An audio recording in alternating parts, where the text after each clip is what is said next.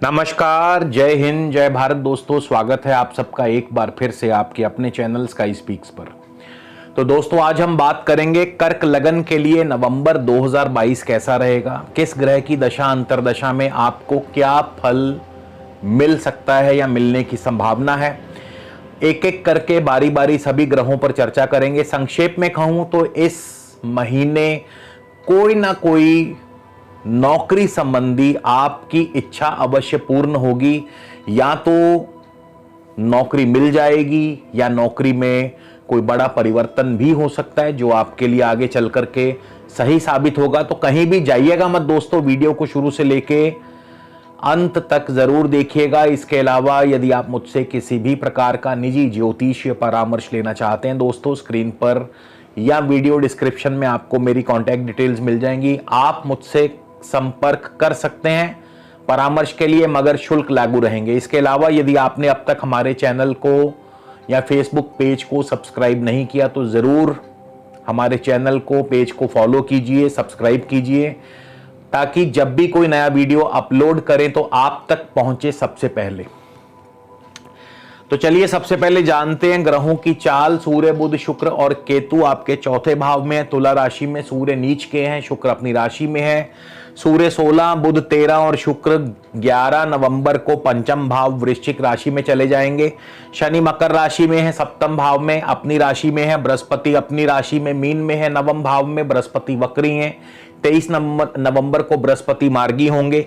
राहु दशम भाव मेष राशि, मंगल आपके 12वें स्थान में है, वक्री है मिथुन राशि में। 13 नवंबर को मंगल 11वें भाव वृषभ राशि में चले जाएंगे।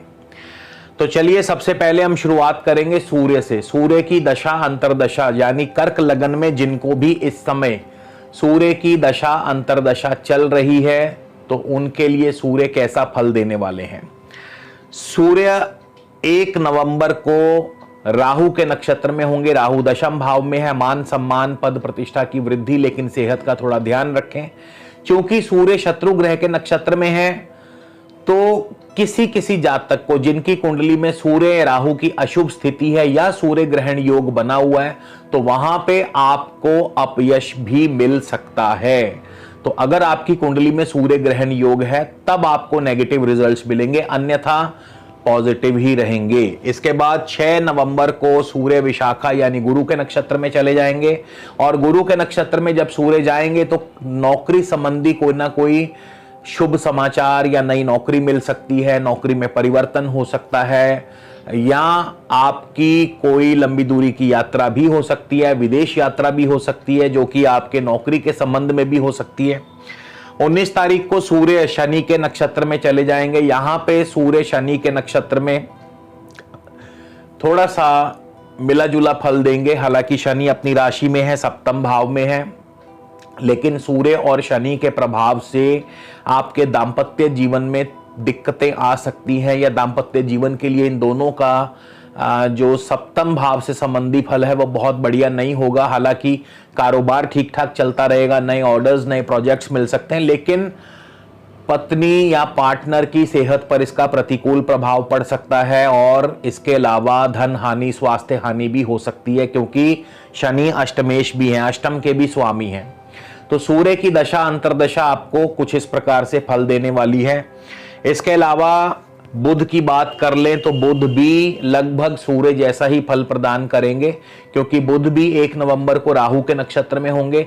लेकिन यहां पे बुध और राहु मित्र हैं, तो ऐसे में जाहिर सी बात है कि बुध जब राहु के नक्षत्र में जाएंगे और राहु दशम भाव में है तो मान सम्मान पद प्रतिष्ठा की वृद्धि करते हैं, कार्यों में आपको सिद्धि और सफलता दिलवाते हैं। इसके बाद 7 नवंबर को बुध भी गुरु के नक्षत्र में जाएंगे। पिता की तरक्की, पिता पक्ष की तरफ से सुखद फल, पैतृक सुख संपदा, भाग्य आपके पक्ष में रहेगा, भाग्य साथ देगा, नौकरी मिल सकती है या नौकरी में आपको तरक्की हो सकती है, लंबी दूरी की यात्राएं हो सकती हैं, विदेश यात्रा हो सकती है।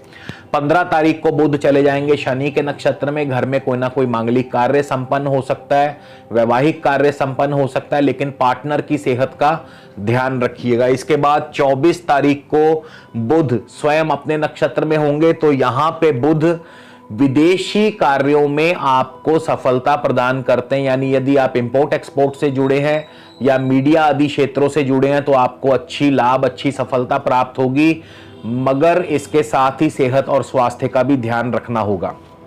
शुक्र की बात करें तो शुक्र अपनी दशा अंतरदशा में शुक्र 3 नवंबर को गुरु के नक्षत्र में जाएंगे, यानी भाग्य आपके भी साथ रहेगा। नौकरी में आपको तरक्की, नई नौकरी मिल सकती है, लंबी दूरी की यात्राएं हो सकती हैं, धार्मिक यात्राएं हो सकती हैं, भाग्य आपके साथ रहेगा और पिता पक्ष की तरफ से भी आपको सुखद फल प्राप्त होंगे। इसके बाद 14 नवंबर को शुक्र शनि के नक्षत्र में होंगे, परम मित्र के नक्षत्र में होंगे, तो यहाँ पे कारोबार में वृद्धि करते हैं। साथ ही साथ आपके घर में कोई ना कोई मांगलिक कार्य, वैवाहिक कार्य संपन्न हो सकते हैं, लेकिन पार्टनर की सेहत का ध्यान रखें और साथ ही अपनी सेहत का भी ध्यान रखें। 24 को शुक्र बुध के ही नक्षत्र में होंगे, तो वही सब फल प्रदान करेंगे जो बुध के अंतर्गत मैंने आपको बताया, यानी आपका विदेशी व्यापार अच्छा फलेगा फूलेगा, मीडिया, आईटी इन क्षेत्रों से आपको लाभ होगा, लंबी दूरी की यात्राएं भी हो सकती हैं और अनावश्यक खर्च या इन्वेस्टमेंट से भी परेशानी हो सकती है। इसी तरह केतु की बात कर लें तो केतु की दशा अंतरदशा में आपको जमीन जायदाद संबंधी कार्यों से अच्छा लाभ मिलने की संभावना है। तो यदि आप इन कार्यों से जुड़े हैं तो केतु की दशा अंतरदशा में अवश्य ही जमीन जायदाद के माध्यम से आपको अच्छा लाभ मिल सकता है और विद्यार्थियों का प्रदर्शन भी पढ़ाई में बहुत बढ़िया रहेगा।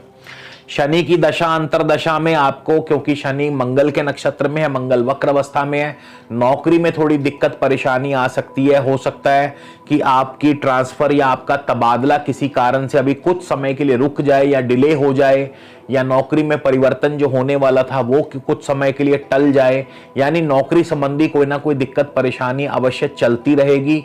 और इसके साथ ही संतान पक्ष की तरफ से भी कोई ना कोई दिक्कत परेशानी हो सकती है। खास करके गर्भवती महिलाओं को अपना खास ध्यान रखना होगा। गुरु की दशा अंतरदशा की बात करें तो गुरु शनि के नक्षत्र में है, शनि सप्तम भाव में है, और जाहिर सी बात है सप्तम भाव के स्वामी सप्तम भाव में हो तो घर में जरूर कोई ना कोई वैवाहिक कार्य संपन्न हो सकते हैं। व्यापार आपका अच्छा चलेगा, नौकरी और व्यापार में आपको नए प्रोजेक्ट्स मिल सकते हैं, लेकिन क्योंकि शनि अष्टमेश भी हैं तो यहाँ पे आपको अपने सेहत और स्वास्थ्य का भी थोड़ा बहुत ध्यान रखना पड़ेगा। इसके अलावा शनि सप्तम भाव में हो तो पार्टनर की सेहत का भी ध्यान रखना जरूरी है।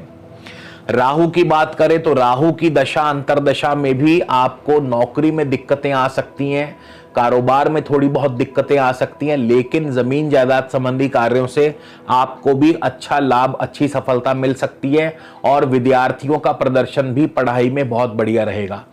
मंगल अपनी दशा अंतरदशा में क्या फल देंगे? मंगल स्वयं वक्री हैं, तो ऐसे में मंगल भी नौकरी में दिक्कतें पैदा कर सकते हैं, कारोबार में दिक्कतें पैदा कर सकते हैं, किसी बनते कार्य में रुकावट डाल सकते हैं, संतान पक्ष की तरफ से कोई ना कोई चिंता परेशानी, शेयर मार्केट में भी आपको नुकसान की स्थिति बन सकती है। तो ऐसे में थोड़ा सोच समझ के कदम उठाइएगा।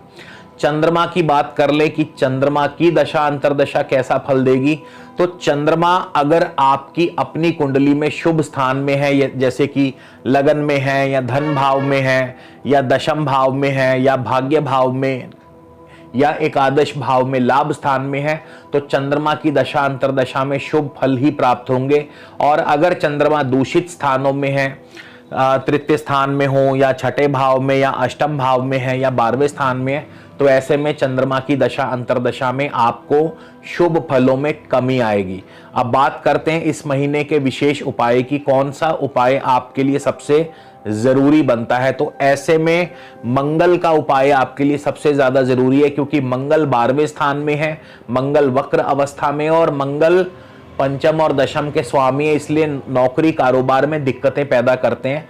तो मंगल को प्रसन्न करने के लिए आप हो सके तो मीठे का भोग भगवान जी को लगाएं, हनुमान जी को लगाएं, मीठा चढ़ाएं, गणपति जी को भी मीठा चढ़ा सकते हैं। तो ऐसे में मंगल जनित दोष जो है वो दूर होंगे और आपके शुभ फलों में वृद्धि होगी। तो इसी के साथ दोस्तों आपसे विदा लेता हूं, अगले वीडियो में फिर मिलेंगे। नमस्कार, जय हिंद, जय भारत।